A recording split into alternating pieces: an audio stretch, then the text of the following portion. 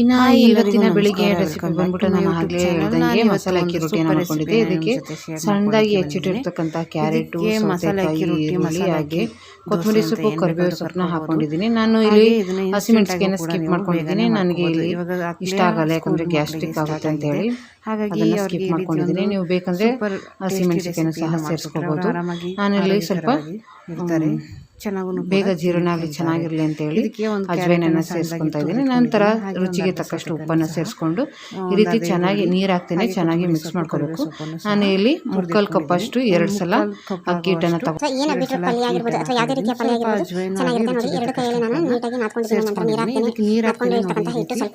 ಹಂತಕ್ಕೆ ನಾನು ಸ್ವಲ್ಪ ಕೂಡ ನೀರು ಹಾಕಿಲ್ಲ. ಈ ರೀತಿ ಬಂದಿದೆ. ಈ ರೊಟ್ಟಿನ ನಾವು ಬೇಕಂದ್ರೆ ಈ ರೀತಿ ಒಂದು ಹಾಳೆಯ ಸಹಾಯದಿಂದ ಮಾಡ್ಕೋಬಹುದು. ನಂತರ ಹೋಳಿಗೆ ಪೇಪರ್ ಖಾಲಿ ಆಗಿತ್ತು, ಹೋಳಿಗೆ ಪೇಪರ್ ಆಗಿರೋ ಇನ್ನೂ ಚೆನ್ನಾಗಿ ಬರ್ತಿತ್ತು, ಖಾಲಿ ಆಗಿತ್ತು. ಹಾಗಾಗಿ ಈ ರೀತಿ ಟ್ರೈ ಮಾಡ್ತಾ ಇದ್ದೀನಿ. ಅಂದರೆ ಈ ರೀತಿ ಒಂದು ಪೇಪರ್ ಸಹಾಯದಿಂದ ಕೂಡ ನಾವು ಈ ರೀತಿ ಎಷ್ಟು ತೆಳ್ಳಗೆ ಬೇಕು ಅಷ್ಟು ತೆಳ್ಳಗೆ ಬೇಕಾದ್ರೆ ಈ ರೀತಿ ಚೆನ್ನಾಗಿ ತಟ್ಕೊಂಡು ಮಾಡ್ಕೋಬಹುದು. ನಿಮ್ಗೆ ಯಾವ ರೀತಿ ಇಷ್ಟ ಆಗುತ್ತೋ ಆ ರೀತಿ ಮಾಡ್ಕೋಬಹುದು. ನಾನು ಇಲ್ಲಿ 3 ಸ್ಟೆಪ್ಪಲ್ಲಿ ತೋರಿಸ್ಕೊಡ್ತೀನಿ. ಅಂದರೆ 3 ಥರ, ಅಂದರೆ ಒಂದು ಹಾಳೆಯ ಸಹಾಯದಿಂದ ಮತ್ತೆ ತವಾದಲ್ಲೇ ತಟ್ಟದ ರೀತಿ ಹೇಗೆ, ಮತ್ತೆ ಸ್ವಲ್ಪ ನೀರು ಜಾಸ್ತಿಯಾಗಿ ಮಿಕ್ಸ್ ಮಾಡ್ಕೊಂಡು ದೋಸೆ ಥರ ಹಾಕೊಳ್ಳೋದನ್ನು ಕೂಡ ತಿಳಿಸ್ಕೊಡ್ತೀನಿ ಈ ಒಂದು ವಿಡಿಯೋದಲ್ಲಿ. ಹೇಗೆಲ್ಲ ಮಾಡ್ಕೋಬಹುದು, ಇದೇ ರೀತಿ ತಟ್ಟಬೇಕು ಅಂತ ಏನಿಲ್ಲ. ಈ 3 ಮೆಥಡಲ್ಲಿ ನಿಮ್ಗೆ ಯಾವ ಮೆಥಡ್ ಇಷ್ಟ ಆಗುತ್ತೋ ಆ ಮೆಥಡಲ್ಲಿ ನೀವು ಈ ಒಂದು ಮಸಾಲೆ ಅಕ್ಕಿ ರೊಟ್ಟಿನ ಈಸಿಯಾಗಿ ಮನೆಯಲ್ಲೇ ಮಾಡ್ಕೋಬಹುದು. ನೋಡಿ, ಇಷ್ಟು ತೆಳುವಾಗಿ ತಟ್ಕೊಂಡಿದ್ದೀನಿ. ಇದು ನಮ್ಮ ಅಮ್ಮ ಅವ್ರ ಕಾಲದಲ್ಲೆಲ್ಲ ಇದೇ ರೀತಿ ಯೂಸ್ ಮಾಡ್ತಿದ್ದು. ಅಂದರೆ ಎಣ್ಣೆ ಸವರಕ್ಕೆ ನಂತರ ಈರುಳ್ಳಿನ ಕೂಡ ಕಟ್ ಮಾಡಿ ಅದಕ್ಕೊಂದು ಕಡ್ಡಿ ಚುಚ್ಕೊಂಡು ಅದನ್ನು ಕೂಡ ಬಳಸ್ತಾ ಇದ್ರು.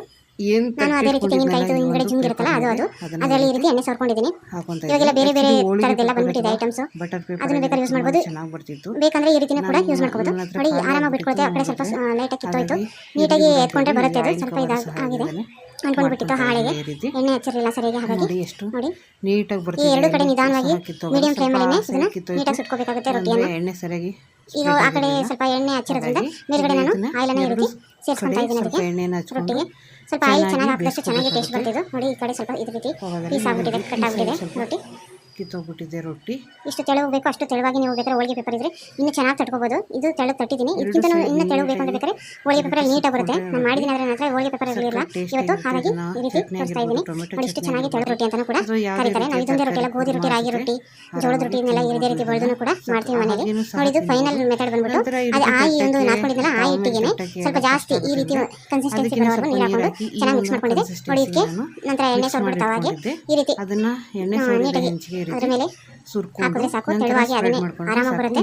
ಬಟ್ ನಾನು ಮಾಡಿರೋ ಈ 3 ಮೆಥಡಲ್ಲಿ ನನಗೆ ಸಖತ್ತು ಟೇಸ್ಟ್ ಆಗಿದ್ದು ಈ ಒಂದು ಮೆಥಡನೇ.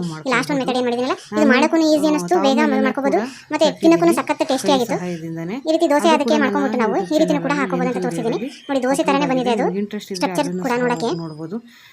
ಬಟ್ ಮಾಡೋಕ್ಕೂ ತುಂಬಾ ಈಸಿ ಅನಿಸ್ತು ಅದಕ್ಕಿಂತ, ಯಾಕಂದ್ರೆ ಅದು ತಟ್ಟೆಗೆ ಟೈಮ್ ತಗೊಳುತ್ತೆ. ಇದೇನೆಲ್ಲ ನೀರು ಹಾಕಿ ಆ ಒಂದು ಕನ್ಸಿಸ್ಟೆನ್ಸಿಗೆ ಮಾಡಿಟ್ಕೊಂಡ್ರೆ ಆರಾಮ್ಸೆ ಎತ್ತಿ ತವ ಮೇಲೆ ಎಣ್ಣೆ ಹಚ್ಬಿಟ್ಟು ಹಾಕಿದ್ರೆ ಬೇಗನೆ ಬೇಕುತ್ತೆ. ಮತ್ತೆ ಚೆನ್ನಾಗಿತ್ತು ಅದಕ್ಕಿಂತ ಟೇಸ್ಟ್. ನೋಡಿ, 2 ಸೈಡ್ ಹೆಂಗ್ ಬೆಂದಿದೆ ಅಂತ ಸಖತ್ ಟೇಸ್ಟ್ ಆಗಿತ್ತು.